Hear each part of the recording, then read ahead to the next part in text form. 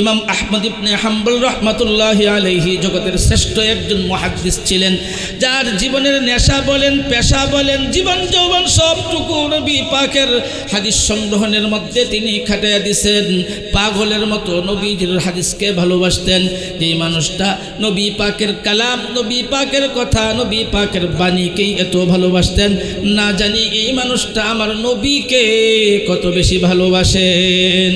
এই নবীর পাগল পাড়া আল্লাহর গোলাম ইমাম আহমদ ইবনে হাম্বল রাহমাতুল্লাহি আলাইহি জীবনের শেষ দিকে যখন তিনার প্রায় বয়স মোটামুটি হয়ে গেছে, তবু নবীজির হাদিস সংগ্রহ করার জন্য ঘর থেকে বের হয়ে গেলেন।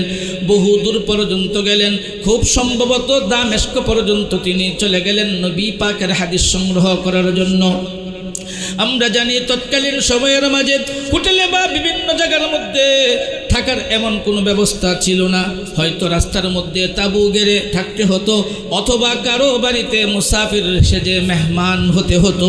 যাই হোক, তিনি রাত্র হয়ে গেল, ইশার নামাজ পড়লেন, আরজ করলেন, ভাই আমি নবী পাকের হাদিস সংগ্রহ করতে এসেছি। রাত্র মোটামুটি হয়ে গেছে, শীতের রাত্র, একদম খনখনে শীত। এই শীতের মধ্যে বাহিরেও বসে থাকা সম্ভব নয়। আমার গন্তব্য আরও একটু দূর। আমি যার কাছ থেকে হাদিসটা নিতে এসেছি তার বাড়ি পর্যন্ত পৌঁছাইতে অনেক সময় লেগে যাবে। এতক্ষণে হয়তো শীতের রাত্র সবাই ঘুমায়া যাবে। আমরা এটা জানি, গরমের চাইতে শীতের রাতের ঘুম মানুষ একটু চালু করে আসে, কারণ গরমের মধ্যে রাত্রে যেমন ঘোরাঘুরি মজা লাগে, শীতের মাঝে রাত্রে ঘোরাঘুরি তেমন মজা লাগে না। এই জন্য মানুষ সাধারণত শীতের মধ্যে আগেই ঘরের ভেতরে চলে যায়। ইমাম আহমদ ইবনে হাম্বল রাহমাতুল্লাহ আলাইহি মসজিদের মধ্যে সালাত আদায় করে মুয়াজ্জিনকে ডাক দিলেন, হযরত আমাদের রাত্রখানি মসজিদের মধ্যেই থাকতে দেন, আমি সকাল হতেই ফজরের নামাজ আপনাদের সঙ্গে পড়ব, নামাজটুকুন পরে আমি বের হয়ে যাব, আমাকে শুধুমাত্র রাতটুকুন থাকতে দিবেন। খাদেম অথবা মুয়াজ্জিন দুইজন যে কোনো একজন হবে, সুন্দরভাবে জানিয়ে দিলেন, জনাব আপনারে আমি চিনি না, কর্তৃপক্ষের নিষেধ আছে, রাত্রিকালীন সময়ে আপনার এই জায়গায় অবস্থান করতে দিতে পারবো না। তিনি অনেকবার বললেন, দেখো আমি দূরের মুসাফির, আমার যাওয়ার জায়গা নাই, আমি এখানে কোনো আত্মীয় বাড়িতেও আসি নাই, ব্যবসা বাণিজ্যের নেওতেও আমি আসি নাই, আমি কেবল এসেছি মুহাম্মদুর রাসূলুল্লাহর একটি হাদিস সংগ্রহ করার জন্য, কাজেই তুমি আমার রাত্রটুকু থাকতে দাও, ভোর হতেই আমি ফজরের নামাজ পড়ে চলে যাব। কিন্তু নাসরবান্দা বারবার এক কথাই বলে দিলেন, আপনি যান বা না যান আমার দেখার বিষয় না, আমি তালা লাগাইয়া দেব, আপনি এখান থেকে বের হতেই হবে। যা হোক, শেষ পর্যন্ত অনুমতি না পেয়ে জগতের শ্রেষ্ঠ ইমাম আহমদ ইবনে হাম্বল রাহমাতুল্লাহি আলাইহি শীতের রাত্রেই বুড়া বয়সে মসজিদ থেকে বের হয়ে গেলেন। সামনে হাঁটতে হাঁটতে কিছু দূর গেলেন, হয়তো ছোট্টখাট্ট একটা বাজারের মতো কয়েকটা দোকান আছে, ওই জায়গার মধ্যে দূর থেকে একটু আগুন দেখা যায়, তাই এই আগুনটাকে লক্ষ্য করে করে এই আগুন পর্যন্ত পৌঁছায় গেলেন। আইসা দেখে অল্প বয়সের একজন যুবক আগুনের মধ্যে রুটি পোড়াচ্ছে, অর্থাৎ চুলার মধ্যে আগুন আছে, উপরে তাওয়া আছে, রুটি বাজতেছেন, বিক্রি করবেন অথবা অন্য কোনো কারণ হতে পারে, পরিবারের খাওয়ার জন্য হইতে পারে। দূর থেকে দেখে কাছে এসে অনুমতি চাইলেন, যুবক হে, আমার যথেষ্ট পরিমাণ ঠান্ডা লাগছে, অনেকটা শীতও করতেছে, আমি যদি তোমার এই চুলার আগুনের পারে বৈশাখ একটু শরীরের মাঝে গরম নিতে চাই, কোনো রকম আপত্তি আছেনি? সঙ্গে সঙ্গে জবাব দিলেন, না না, আপনি বসতে পারেন, আমার এই চুলার পাশে বসে আপনি শীত প্রতিরোধ করতে পারেন, আমার কোনো আপত্তি নাই। এই পর্যন্ত তো সহজ সহজ কথাগুলো শুনলাম আর বুঝলাম, সামনের কথাটাই হলো মূল মাকসাদ। ইমাম আহমদ ইবনে হাম্বল যুবকের দিকে তাকায় দেখে যুবকের চেহারা সাধারণ চেহারা নয়, কেমন জানি যুবকের চেহারার ভেতর থেকে এক ধরনের নূরানি ভাব প্রকাশ হয়। কিন্তু যুবক যখনই কোনো কাজ করতে যায় রুটিটা সুন্দর করে বড় করবে, এই সময় বলে আস্তাগফিরুল্লাহ। রুটিটা যখন উল্টায় তখন বলে আস্তাগফিরুল্লাহ। রুটিটা উঠায়া কোথাও রাখে তখনও বলে আস্তাগফিরুল্লাহ।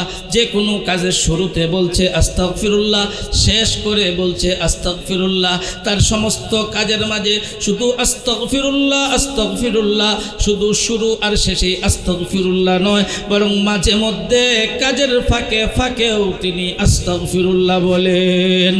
যে কারণে ইমাম আহমদ ইবনে হাম্বলের প্রশ্ন জাগতে পারে, কারণ তিনি তো হাদিসের ইমাম, ফিকাহের ইমাম, জগতের সেই সময়কার বিখ্যাত একজন আলেম।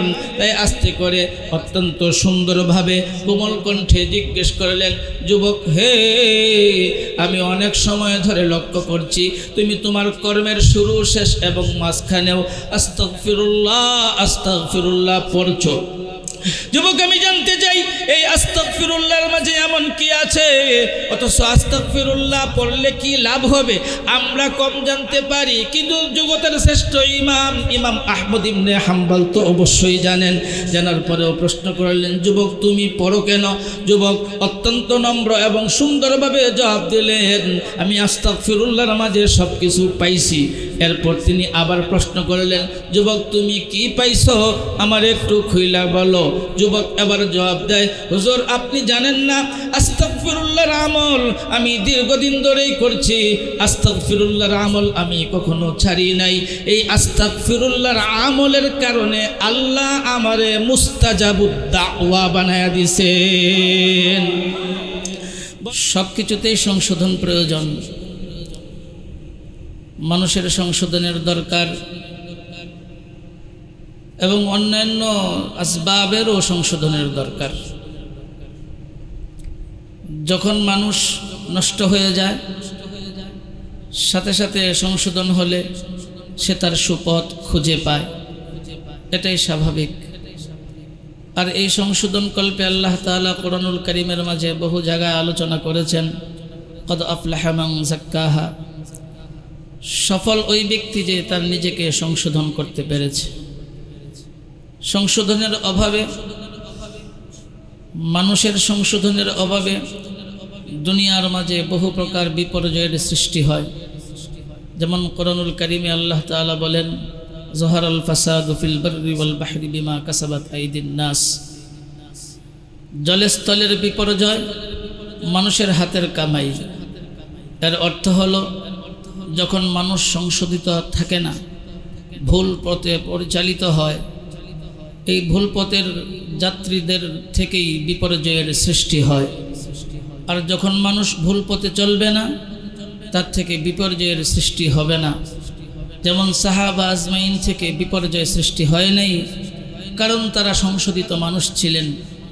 আল্লাহর রাসূলের সান্নিধ্যে থেকে থেকে তারা এতটাই সংশোধিত হয়েছিলেন যে মহান আল্লাহ তাআলা তাদের সার্টিফিকেট জায়গায় জায়গায় কোরআনুল কারীমের মধ্যে দিয়েছেন। এজন্য আমাদেরও সকলের সংশোধন হওয়া দরকার। দুনিয়ার দিকে তাকায় দেখেন, সব জায়গার মাঝে অশান্তি। কেমন জানি শান্তির জন্য মানুষ হাহাকার করছে, কোথাও কোনো রকম শান্তি নেই। না আছে রাজনৈতিক অঙ্গনে, বৈশ্বিক অঙ্গনে, কোথাও কোনো প্রকার শান্তি বিরাজমান নেই। মনে হয় যে সবগুলো জায়গা যদি একদিনে সংশোধন করা যেত অনেক ভালো হতো, কিন্তু সংশোধন আসবে কোন পথে? সংশোধনের পথ আমরা কয়েকটি জানি, বিশেষ করে আমরা যারা তুলাবা উলামা আছি, আমাদের জন্য সংশোধনের পথ অত্যন্ত সহজ। যেমন আল্লাহ তাআলা সহজকরণে কোরআনুল কারীমের মধ্যে বলে দিয়েছেন, ওয়াকুনু মা'আস সাদিকিন। কিছু নেককার মানুষের সাথে থাকলে সংশোধন হওয়া অত্যন্ত সহজ। যদি আমরা নেককার মানুষদের সাথে একটু সময় অতিবাহিত করি, সংশোধনের পথ আমাদের জন্য সহজ হয়ে যাবে, খুলে যাবে। এজন্য আমরা অবশ্যই চলাফেরা করব কিছু বুজুর্গানে দ্বীনের সাথে, ভালো মানুষের সাথে চলব।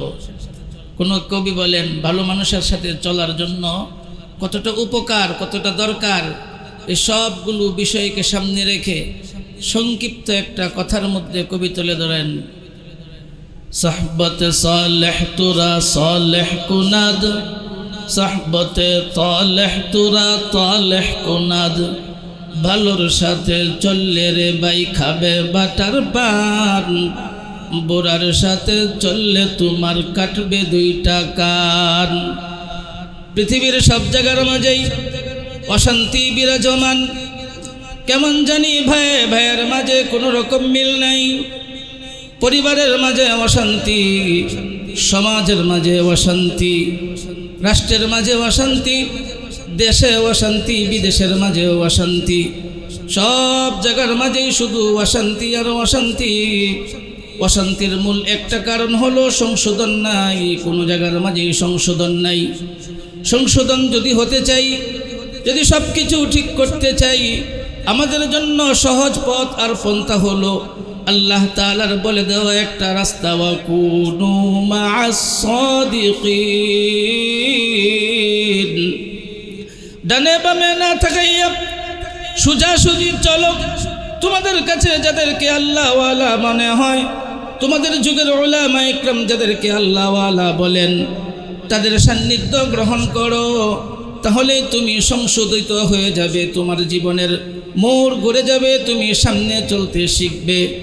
এজন্য ভাই আজিজ, উলামা ইকরামদের কথা মতো হযরত বুজুর্গানে দ্বীনের সঙ্গে সামান্য সময় অতিবাহিত করে সংশোধনের কিছুটা খোরাক তো অর্জন করলাম। বাকি সময় যদি বদমাশ পাপাচার ব্যক্তিদের সঙ্গে অতিবাহিত করি, আমার সেই সঞ্চিত সংশোধিত সম্পদ নষ্ট হয়ে যাবে। তাই তো কবি বলেছেন, যদি তুমি সৎ সংসবে বাকি সময়টা অতিবাহিত করতে পারো, তোমার অর্জিত মূল্যবান জীবনের সম্পদ কবর পর্যন্ত নিয়ে যেতে পারবা, না হয় শয়তান দুঃখা দিয়ে রাস্তার মধ্যেই বিনাশ করবে। এজন্য কবিতাটা বারবার মনে রাখা দরকার, সাহবতে সালেহ তুরা সালেহ কুনাদ, সাহবতে তালেহ তুরা তালেহ কুনাদ। বাংলা অর্থ কবি বলছেন, ভালোর সাথে চললে রে ভাই খাবে বাটার পান, বুড়ার সাথে চললে তোমার কাটবে দুইটা কান।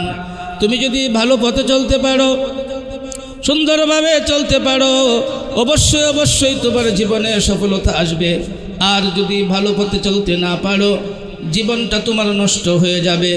এ প্রসঙ্গে আমাদের বুজুর্গ উলামা ইকরাম আরো বলেন, अगर ख्वाहिम हम निशीनी बाखुदा, अगर ख्वाहिम हम निशीनी बाखुदा, गुनशीनत दर हुजूरे औलिया। अगर ख्वाहिम हम निशीनी बाखुदा, गुनशीनत दर हुजूरे औलिया। তুমি যদি তোমার জীবনটাকে অত্যন্ত মূল্যবান বানাইতে চাও, আউলিয়া ইকরামের সাহবত গ্রহণ করো। তবে গতানুগতিক আউলিয়া নয়, বরং আউলিয়া বলতে আমি শুধু তাদেরকেই বলবো, যুগের উলামা ইকরাম যাকে ওলি বলেন তারাই কেবল ওলি। যুগের উলামা ইকরাম যাদেরকে ওলি হওয়ার সার্টিফিকেট দেন, কেবল তারাই মাত্র ওলি, তাদের সংস্রবে গ্রহণ করা যাবে। যুগের উলামা ইকরাম যাকে সমর্থন করে না, তার পিছনে লক্ষ লক্ষ মানুষ থাকলেও তার সংস্রব গ্রহণ করা ঠিক হবে না। এজন্য ভাই আজিজ, সংশোধনের একটি পথ হলো ওয়াকুনু মা'আস সাদিকিন। তোমরা নেককারদের সঙ্গ নেবে। আর যখন তোমরা একা একা বাড়ির মাঝে থাকবে, একজন নেককার ব্যক্তির সঙ্গে 24 ঘন্টা থাকা সম্ভব নয়, বা 1 সপ্তাহ থাকলাম, 2 সপ্তাহ থাকলাম, মাসের পর মাস, বৎসরের পর বৎসর তো থাকা সম্ভব নয়।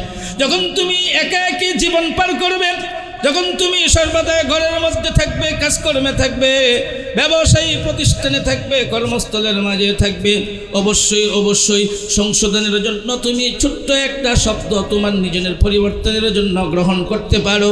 শব্দটা হলো আস্তাগফিরুল্লাহ, আস্তাগফিরুল্লাহ। ভাই আজিজ, কান খুলে শুনুন, মানুষ যদি পরিবর্তন হতে চায়, একজন ইমানদার যদি তার নিজের জীবনটাকে সাহাবীওয়ালা জিন্দেগির দিকে ঘোরায় দিতে চায়, শুধু এই একটা শব্দের উপর সে যদি আমল করতে থাকে, আল্লাহর কসম করে বলতে পারি এই মানুষটার জীবনের মোড় অতি সহজেই ঘুরিয়া যাবে। আব্দুল্লাহ ইবনে আব্বাস রাদিয়াল্লাহু তাআলা আনহুমা, যিনি সাহাবা আজমাইনদের মাঝে তাফসীর জগতের সম্রাট ছিলেন, নবী যুগেও নবী যুগের পর তিনি তাফসীরের জগতের সম্রাট হয়ে গেছিলেন। সাহাবীদের মাঝে তিনি তাফসীর জগতের সম্রাট ছিলেন, আজও তিনি তাফসীর জগতের সম্রাট আছেন। কিয়ামত পর্যন্ত তিনি কোরআনুল কারীমের তাফসীর জগতের সম্রাট হিসাবেই থাকবেন। আব্দুল্লাহ ইবনে আব্বাস রাদিয়াল্লাহু তাআলা আনহুমা বিশ্বনবী মুহাম্মদুর রাসূলুল্লাহ সাল্লাল্লাহু আলাইহি সাল্লামের আপন চাচাতো ভাই, ছোট ভাই, কিন্তু তিনি বলেন আস্তাগফিরুল্লাহ। এমন একটা শব্দ, এই শব্দের মাঝে এত বেশি পাওয়ার, এত বেশি শক্তি, আমি আমার জীবনের তামাম গবেষণা দিয়ে দেখেছি। শক্তিশালী শয়তানকে পরাস্ত করার জন্য, কথাটা আবার বলছি, শক্তিশালী শয়তানকে পরাস্ত করার জন্য আস্তাগফিরুল্লাহ থেকে বড় কোনো হাতিয়ার আমি খুঁজে পাই নাই। কাজেই ভাই আজিজ, শয়তান তো আমাদেরকে ধোঁকা দেয়। আরে নবীদেরকেই ধোঁকা দেওয়ার চেষ্টা করেছে, যদিও কোনো নবীকে ধোঁকা দিয়ে সফল হতে পারে নাই। সাহাবা আজমাইনদেরকে পর্যন্ত সে ধোঁকা দেওয়ার চেষ্টা করেছে, কাউকে কাউকে ধোঁকা দিতে পেরেছে আর কাউকে পারে নাই। আর আমাদেরকে তো সকাল বিকাল সব সময় ধোঁকা দিতেই থাকে। উলামা ইকরামদেরকেও দেন, তুলাবাদেরকেও দেন। তবে আমি হযরত উলামা ইকরামদের খেদমতে খুব বিনয়ের সাথে আরজের সাথে বলবো, সারা দুনিয়ার মানুষ ধোঁকা খাইলে একদিক, আর উলামা ইকরাম যদি ধোঁকা খেয়ে যায় এর হবে ভিন্ন দিক। কাজেই শয়তান থেকে সাবধান সারা দুনিয়ার মানুষের যদি থাকতে হয়, উলামা ইকরামকে সব থেকে আগে থাকতে হবে। জন্য ভাই আজিজ, আমরা কথাটা আর একটু যদি মনোযোগ দিয়ে বোঝার চেষ্টা করি, আস্তাগফিরুল্লাহ এই শব্দটুকুই মানুষের জীবনের সংশোধনের জন্য বড় আরো একটি মাধ্যম। কারণ যে সাহাবত প্রাপ্ত উলামা ইকরাম আমার সাথে সর্বক্ষণ থাকবেন না, হয়তো তার দরবারে যতক্ষণ থাকবো ততক্ষণ থাকবেন, ঘর বাড়িতে তিনি আমার সাথে থাকবেন না, ব্যবসা বাণিজ্যে তিনি আমার সাথে থাকবেন না, মাদ্রাসা মসজিদে তিনি আমার সাথে থাকবেন না।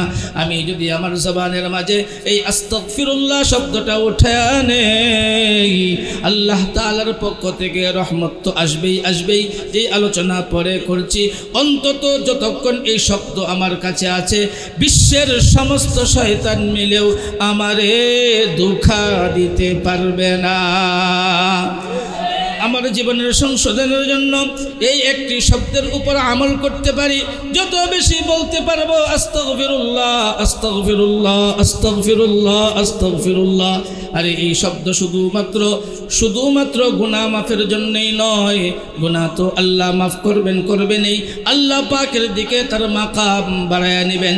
এই জন্য খুব মনোযোগ সহকারে ছোট্ট একটা ঘটনা খুব মনোযোগ দিয়ে শোনার আরজ করছি। উলামা তুলাবা যারাই আছেন খুব মনোযোগ সহকারে এদিকে কথাগুলো শুনবেন, কেউ নাড়াচাড়া না করি।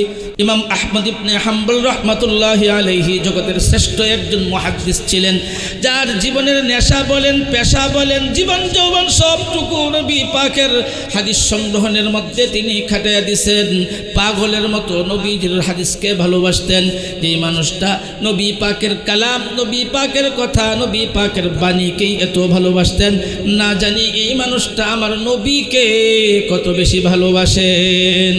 এই নবীর পাগল পাড়া আল্লাহর গোলাম ইমাম আহমদ ইবনে হাম্বল রাহমাতুল্লাহি আলাইহি জীবনের শেষ দিকে যখন তিনার প্রায় বয়স মোটামুটি হয়ে গেছে, তবু নবীজির হাদিস সংগ্রহ করার জন্য ঘর থেকে বের হয়ে গেলেন, বহু দূর পর্যন্ত গেলেন, খুব সম্ভবত দামেস্ক পর্যন্ত তিনি চলে গেলেন নবী পাকের হাদিস সংগ্রহ করার জন্য। আমরা জানি তৎকালীন সময়ের মাঝে হোটেলে বা বিভিন্ন জায়গার মধ্যে থাকার এমন কোনো ব্যবস্থা ছিল না। হয়তো রাস্তার মধ্যে তাঁবু গেড়ে থাকতে হতো, অথবা কারো বাড়িতে মুসাফির সেজে মেহমান হতে হতো। যাই হোক, তিনি রাত্র হয়ে গেল, ইশার নামাজ পড়লেন, আরজ করলেন, ভাই আমি নবী পাকের হাদিস সংগ্রহ করতে এসেছি, রাত্র মোটামুটি হয়ে গেছে, শীতের রাত্র, একদম খনখনে শীত, এই শীতের মধ্যে বাহিরেও বসে থাকা সম্ভব নয়, আমার গন্তব্য আরও একটু দূর, আমি যার কাছ থেকে হাদিসটা নিতে এসেছি তার বাড়ি পর্যন্ত পৌঁছাইতে অনেক সময় লেগে যাবে, এতক্ষণে হয়তো শীতের রাত্র সবাই ঘুমিয়ে যাবে। আমরা এটা জানি, গরমের চাইতে শীতের রাতের ঘুম মানুষ একটু চালু করে আসে, কারণ গরমের মধ্যে রাত্রে যেমন ঘোরাঘুরি মজা লাগে, শীতের মাঝে রাত্রে ঘোরাঘুরি তেমন মজা লাগে না। এই জন্য মানুষ সাধারণত শীতের মধ্যে আগেই ঘরের ভেতরে চলে যায়। ইমাম আহমদ ইবনে হাম্বল রাহমাতুল্লাহ আলাইহি মসজিদের মধ্যে সালাত আদায় করে মুয়াজ্জিনকে ডাক দিলেন, হযরত আমাদের রাত্রখানি মসজিদের মধ্যেই থাকতে দেন, আমি সকাল হতেই ফজরের নামাজ আপনাদের সঙ্গে পড়ব, নামাজটুকুন পরে আমি বের হয়ে যাব, আমাকে শুধুমাত্র রাতটুকুন থাকতে দিবেন। খাদেম অথবা মুয়াজ্জিন দুইজন যে কোনো একজন হবে, সুন্দরভাবে জানিয়ে দিলেন, জনাব আপনারে আমি চিনি না, কর্তৃপক্ষের নিষেধ আছে, রাত্রিকালীন সময়ে আপনার এই জায়গায় অবস্থান করতে দিতে পারবো না। তিনি অনেকবার বললেন, দেখো আমি দূরের মুসাফির, আমার যাওয়ার জায়গা নাই, আমি এখানে কোনো আত্মীয় বাড়িতেও আসি নাই, ব্যবসা বাণিজ্যের নেওতেও আমি আসি নাই, আমি কেবল এসেছি মুহাম্মদুর রাসূলুল্লাহর একটি হাদিস সংগ্রহ করার জন্য, কাজেই তুমি আমার রাত্রটুকু থাকতে দাও, ভোর হতেই আমি ফজরের নামাজ পড়ে চলে যাব। কিন্তু নাসর বান্দা বারবার এক কথাই বলে দিলেন, আপনি যান বা না যান আমার দেখার বিষয় না, আমি তালা লাগাইয়া দেব, আপনি এখান থেকে বের হতেই হবে। যা হোক, শেষ পর্যন্ত অনুমতি না পেয়ে জগতের শ্রেষ্ঠ ইমাম আহমদ ইবনে হাম্বল রাহমাতুল্লাহি আলাইহি শীতের রাত্রেই বুড়া বয়সে মসজিদ থেকে বের হয়ে গেলেন। সামনে হাঁটতে হাঁটতে কিছু দূর গেলেন, হয়তো ছোট্টখাট্ট একটা বাজারের মতো কয়েকটা দোকান আছে, ওই জায়গার মধ্যে দূর থেকে একটু আগুন দেখা যায়, তাই এই আগুনটাকে লক্ষ্য করে করে এই আগুন পর্যন্ত পৌঁছায় গেলেন। আয়েশা দেখে অল্প বয়সের একজন যুবক আগুনের মধ্যে রুটি পোড়াচ্ছে, অর্থাৎ চুলার মধ্যে আগুন আছে, উপরে তাওয়া আছে, রুটি বাছতেছেন, বিক্রি করবেন অথবা অন্য কোনো কারণ হতে পারে, পরিবারের খাওয়ার জন্য হইতে পারে। দূর থেকে দেখে কাছে এসে অনুমতি চাইলেন, যুবক হে, আমার যথেষ্ট পরিমাণ ঠান্ডা লাগছে, অনেকটা শীতও করতেছে, আমি যদি তোমার এই চুলার আগুনের পারে বসে একটু শরীরের মাঝে গরম নিতে চাই, কোনো রকম আপত্তি আছেনি? সঙ্গে সঙ্গে জবাব দিলেন, না না, আপনি বসতে পারেন, আমার এই চুলার পাশে বসে আপনি শীত প্রতিরোধ করতে পারেন, আমার কোনো আপত্তি নাই।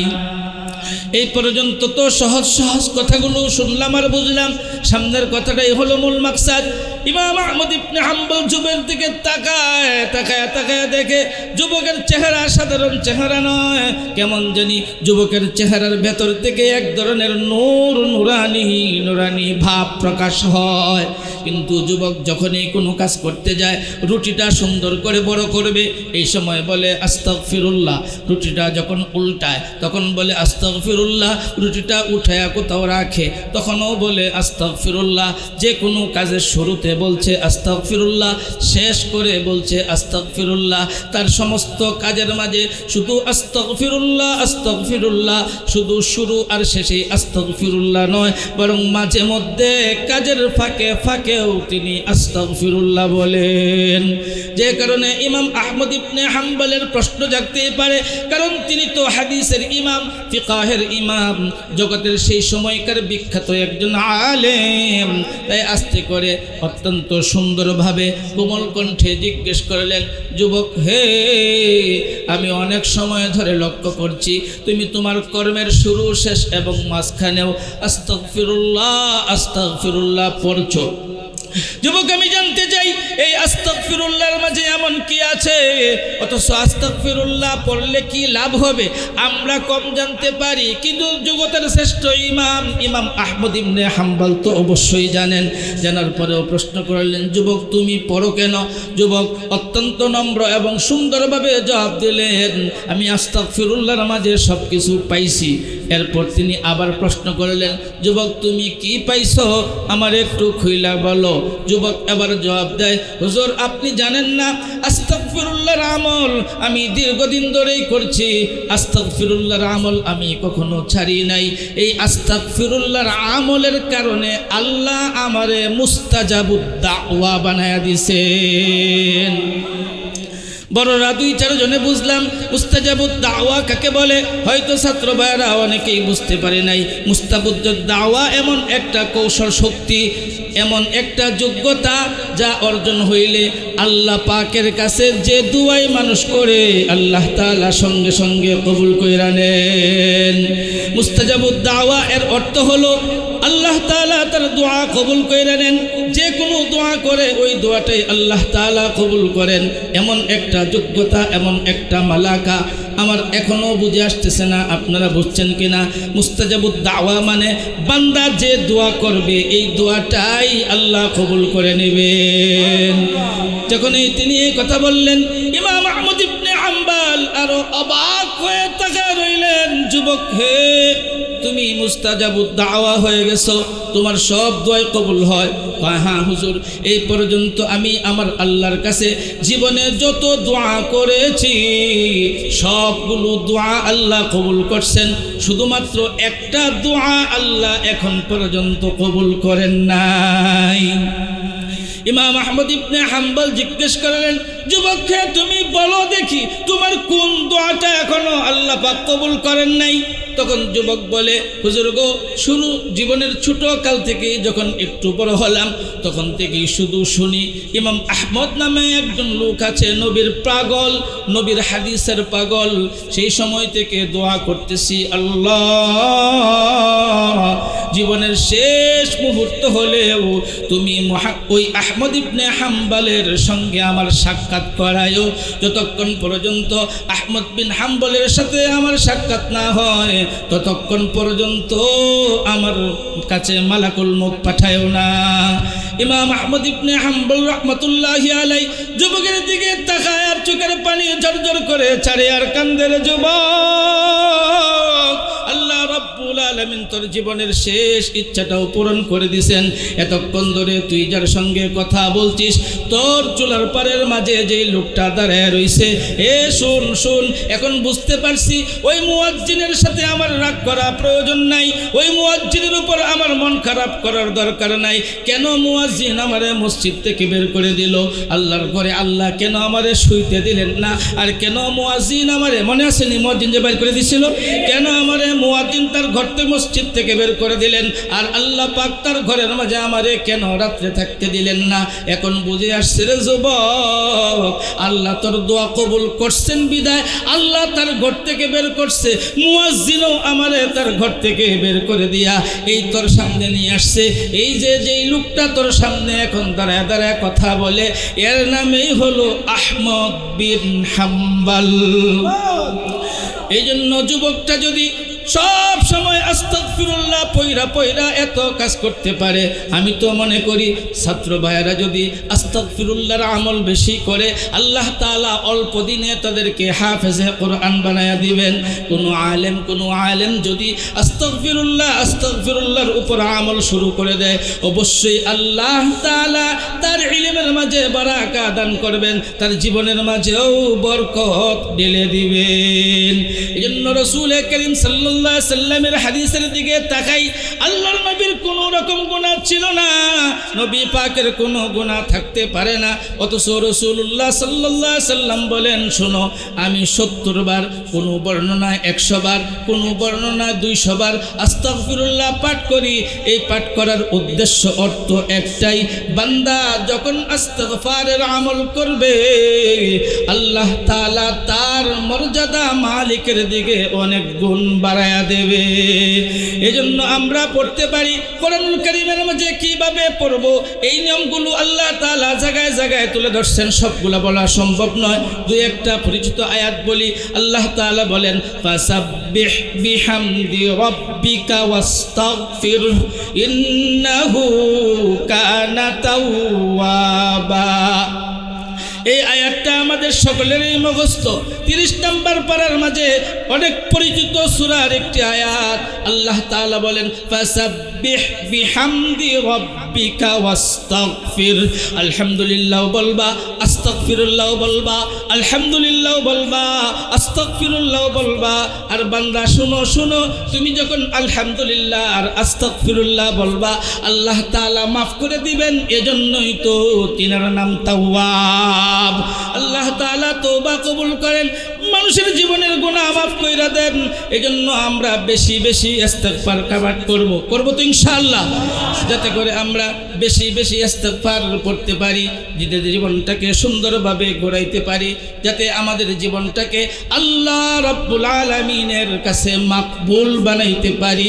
এজন্য আমরা সকলে চেষ্টা করব ইস্তিগফারের আমলের মধ্যে ডুবে থাকার। আল্লাহ তাআলা আমাদের সকলকে ইস্তিগফারের উপর সামনে জীবনটাকে অতিবাহিত করার তৌফিক দান করুন। আমিন। ওয়া আখিরু দাওয়ানা আলহামদুলিল্লাহি রাব্বিল আলামিন।